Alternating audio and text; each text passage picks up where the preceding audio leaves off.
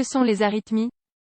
Les arythmies sont des altérations de la fréquence et du rythme cardiaque très fréquents parmi la population. Heureusement, dans de nombreux cas, cela ne suppose pas d'autres complications.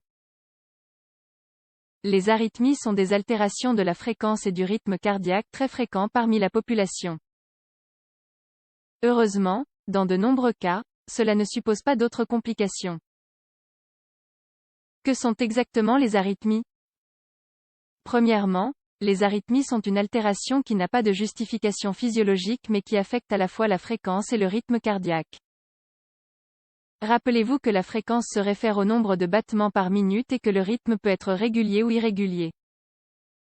Par conséquent, les arythmies sont des troubles qui affectent le rythme et la fréquence cardiaque. Si la fréquence cardiaque augmente parce que nous sommes nerveux pour une certaine raison, ce n'est pas quelque chose de pathologique. C'est simplement que la fréquence augmente en raison de la tension provoquée par cette tension. Par exemple, lorsque nous faisons face à une menace.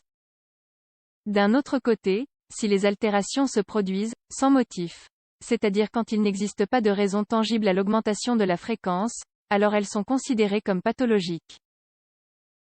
Dans ces cas, il est temps de consulter le médecin à la recherche d'un examen d'évaluation plus complet. Par conséquent, les arythmies peuvent être dues aussi bien à l'augmentation qu'à la diminution de la fréquence cardiaque mais sont aussi provoquées par des altérations du rythme normal du cœur.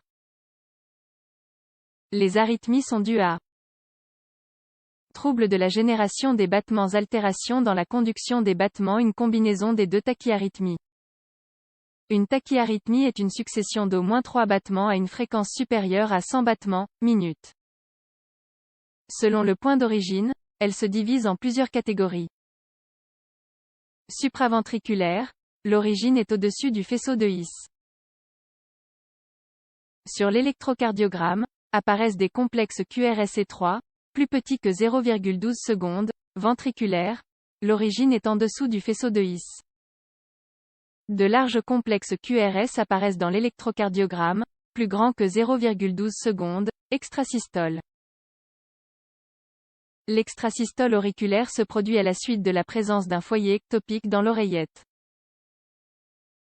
Une dépolarisation avancée se produit, qui produit un battement de cœur, avant l'heure. Après le battement ectopique, il y a une brève pause suivie d'un battement normal. L'extrasystole auriculo-ventriculaire est produite par l'apparition d'une impulsion au niveau du nœud auriculo-ventriculaire. En conséquence, les oreillettes sont activées postérieurement et les ventricules normalement. Après le battement ectopique, il y a une pause compensatoire suivie d'un battement normal.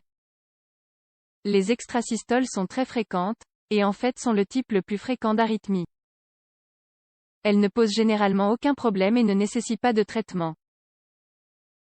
Tachycardie. 1. La tachycardie sinusale, c'est une réponse normale à de nombreuses situations, telles que l'exercice, l'anxiété, la douleur, la fièvre, la consommation de caféine, entre autres. Il n'est pas nécessaire de traiter spécifiquement la tachycardie, seulement la cause qui la produit. Lors d'une tachycardie sinusale, la fréquence à laquelle les battements se produisent augmente simplement.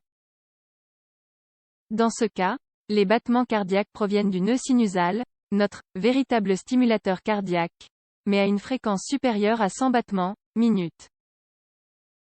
2. La tachycardie auriculaire, c'est ce qu'on appelle un phénomène de chauffage.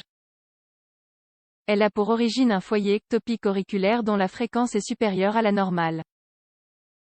Cela provoque l'inhibition de la focalisation normale et la focalisation ectopique pour prendre le relais, produisant le rythme cardiaque. Elle a un tracé très caractéristique.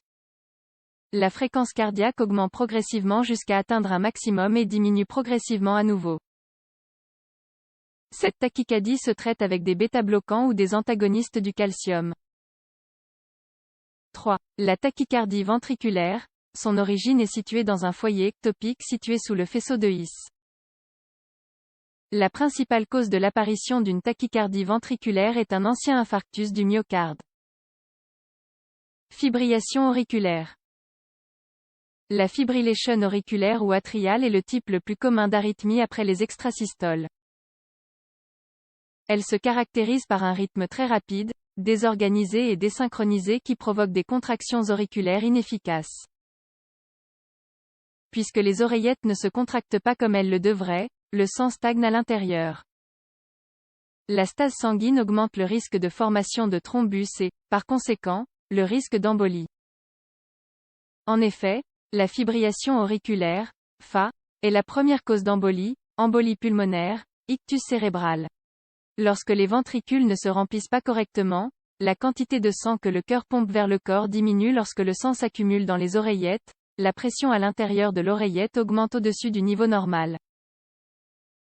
Cela peut entraîner l'apparition d'un œdème pulmonaire. Le traitement s'axe principalement sur revenir au rythme sinusal et arrêter les ventricules, prévenir les embolies, prévenir l'apparition de nouveaux épisodes d'arythmie. Le rythme sinusal est réalisé par cardioversion, soit électrique, soit pharmacologique. Rythme contrôlé, les bêta-bloquants sont administrés pour contrôler la fréquence. La prévention des embolies se fait par l'administration d'anticoagulants ou d'antiagrégants. On administre habituellement des médicaments antiarythmiques pour éviter les récidives. Fibrillation ventriculaire. La fibrillation ventriculaire est généralement le résultat d'une tachycardie ventriculaire rapide et répétée. Apparaît alors un rythme désorganisé, rapide et complètement inefficace qui mène à l'asystolie et à la mort en quelques minutes. Le temps est fondamental. Si un défibrillateur n'est pas disponible, il est nécessaire de commencer la RCP manuelle jusqu'à ce que vous l'ayez. Par conséquent, une défibrillation électrique immédiate est nécessaire pour éviter la mort du patient. Bradyarrhythmie, syndrome de bradyarrhythmie sinusale du nœud sinusal malade. Il y a une diminution de la fréquence cardiaque en dessous de 60, en raison de l'altération du nœud sinusal, le stimulateur cardiaque. Les dommages au nœud sinusal sont souvent la cause des affections suivantes. Ischémie, dommage pharmacologique, la maladie de Chagas, certaines maladies systémiques, telles que l'hypothyroïdie.